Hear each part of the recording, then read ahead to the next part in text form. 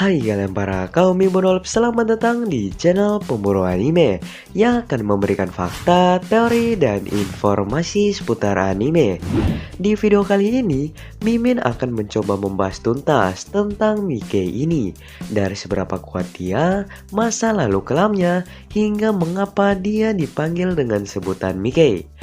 Tapi sebelum lanjut, bisa dong kalian tekan tombol subscribe dan like sebanyak-banyaknya agar channel ini mampu bersaing dengan channel besar di luar sana.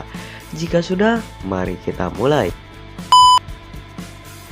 Sano Manjiro atau lebih dikenal dengan sebutan Mickey ini memiliki tampilan yang badas dan juga sangatlah sangar, sampai-sampai dia dijuluki sebagai tak terkalahkan. Seperti yang kalian tahu, Mickey adalah seorang pemimpin dari geng yang paling kuat dalam 12 tahun ke depan, yaitu Tokyo Manji Gang. Dan Mickey sendiri memiliki tubuh yang paling kecil dari semua teman-temannya, khususnya 6 orang yang telah mendirikan geng Tokyo Manji ini. Nah, Mickey ini pun memiliki masa lalu yang bisa dibilang kelam cuy. Pasalnya, dia sudah ditinggal oleh kedua orang tuanya dan diurusi oleh kakeknya yang memiliki dojo. Saat kecil saja, Mickey sudah berlatih di bela diri tempat kakeknya. Dan pelatihan inilah yang membuat Mickey memiliki kemampuan bertarung yang sangat hebat hingga sekarang. Dikatakan dalam 48 teknik dasar, Mickey ini telah menguasai 40 teknik dasar dengan sempurna. Ini semua diberitahu saat Mickey dan juga Draken pertama kali bertemu di chapter 12,5. Dan saat mereka pertama kali bertemu, Mickey baru berumur sekitaran 10 tahun cuy, atau baru kelas 5 SD. Nah, saat Mickey berumur 10 tahun pun, dia sudah mengalahkan banyak orang dengan kemampuannya itu.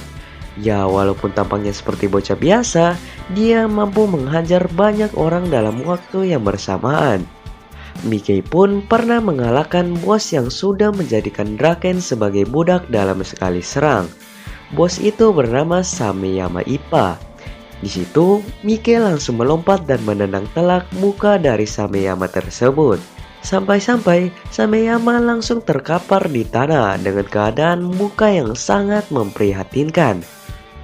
Nah, kejadian yang paling terkenal Mickey saat itu adalah saat Mickey mengalahkan sebuah geng motor yang bernama Vatikan sendirian. Asal kalian tahu saja, geng Vatikan sendiri berisikan anak SMA yang pasti memiliki badan dan fisik lebih kuat dari anak SD maupun SMP. Tetapi Mickey tidak peduli dengan hal itu. Selagi dia bisa melawan, Mickey akan terus menerobos dan mengalahkan mereka semua walaupun mereka anak SMA. Dan kejadian itulah yang membuat Mickey sedikit terkenal dalam dunia berandalan. Mickey pun mempunyai kakak laki-laki bernama Shinichiro yang dikatakan memiliki umur lebih tua 10 tahun darinya. Nah, kakak Mickey ini adalah salah satu pemicu semangat mengapa Mickey ingin menjadi berandalan. Karena saat zaman kakaknya, berandalan adalah suatu kebanggaan tersendiri, apalagi jika mereka memiliki geng yang memiliki nama. Nah, Mickey ini pun awalnya ingin mengikuti jejak dari kakaknya. Tetapi karena perubahan zaman, berandalan di zaman Mickey ini sudah dianggap sebagai orang norak dalam lingkungan masyarakat. Jadi, Mickey memutuskan untuk mengembalikan zaman, yang dimana berandalan masih dianggap keren oleh semua orang coy. Nah, sekarang kita akan masuk ke cerita sedih tentang Mickey ini. Walaupun Mickey baru memulai untuk mengembalikan zaman berandalan, dia harus kehilangan orang yang sangat penting dalam kehidupannya.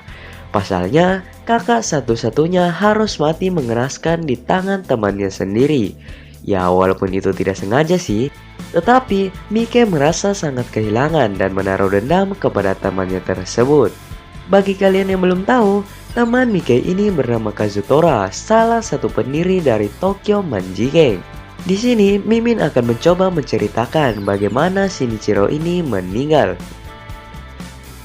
Ini semua berawal dari dua teman Mickey yang bernama Baji dan juga Kazutora. Awalnya, Kazutora memiliki ide untuk memberi hadiah ulang tahun kepada Mickey sebuah sepeda motor yang sudah Mickey impikan sejak lama, yaitu CB250T. Tetapi mereka berdua tidak memiliki uang untuk membelikannya. Jadi Kazutora mengajak Baji untuk mencuri salah satu motor yang ada di dealer motor terdekat di situ. Ya walaupun masih SMP, mereka memiliki nyali yang sangat tinggi ya kan. Nah saat mereka ingin memulai pencurian, Baji selalu mengatakan kepada Kazutora bahwa jika kita sudah melakukannya, kita tidak akan bisa kembali. Jadi bisa dibilang sekali ketahuan mereka akan berakhir. Mendengar perkataan Baji, Kazutora tidak mempedulikannya dan tetap menerobos masuk untuk melakukan pencurian. Nah, sesampai di dalam, sudah tidak ada cara lain lagi untuk kembali. Yang berarti mereka harus menyelesaikan pencurian ini secepatnya sebelum hal yang tidak diinginkan terjadi. Nah, belum sempat mengeluarkan motor, tiba-tiba pemilik dari toko motor itu datang dari kegelapan membawa senjata berupa kunci Inggris. Di situ, Baji langsung panik karena wajahnya telah ketahuan dari sang pemilik tersebut. Dan saat wajah pemilik itu terlihat, Baji tiba-tiba kaget karena sebenarnya pemilik toko tersebut adalah Shinichiro atau kakak kandung dari Mike. Di situ, kepanikan Baji sedikit menurun. Tetapi, tidak sampai berapa lama, Kazutora datang dari belakang dan langsung memukul telak kepala Shinichiro menggunakan senjata. Ya, alasan Kazutora memukul Shinichiro tidak bukan untuk menyelamatkan Baji yang sudah ketahuan wajahnya dari sang pemilik. Tetapi, Kazutora tidak menyadari bahwa pemilik toko tersebut adalah kakak kandung dari orang yang ingin mereka hadiahkan. Dan begitulah asal muasal bagaimana kakak dari Mike ini bisa terbunuh. Dari ketidaksengajaan menjadi suatu penyesalan hingga timbul rasa dendam cuy. Nah sekarang mari kita bahas tentang mengapa Sano Manjiro bisa dipanggil Mike. Nah Mike ini adalah nama buatan Manjiro sendiri saat dia masih kecil. Seperti yang kalian tahu, Emma adalah saudara tiri dari Manjiro.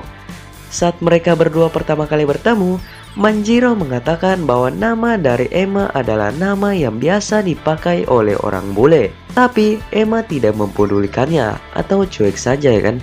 Tetapi saat momen Manjiro mengenalkan Emma kepada Baji, mereka berdua membicarakan lelucon seperti membuat nama mereka menjadi orang bule. Baji diganti sebagai Edward dan Manjiro diganti sebagai Mike. Setelah mereka berhenti melakukan lelucon, Mike tiba-tiba mendengar pembicaraan dari Shinichiro dan juga kakeknya.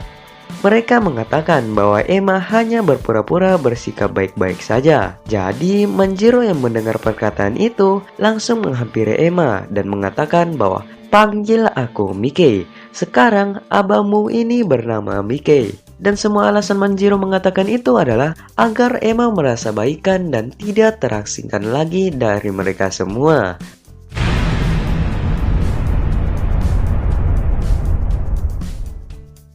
Oke, segini aja video kali ini. Jika Mimin ada salah-salah kata, mohon dimaafkan.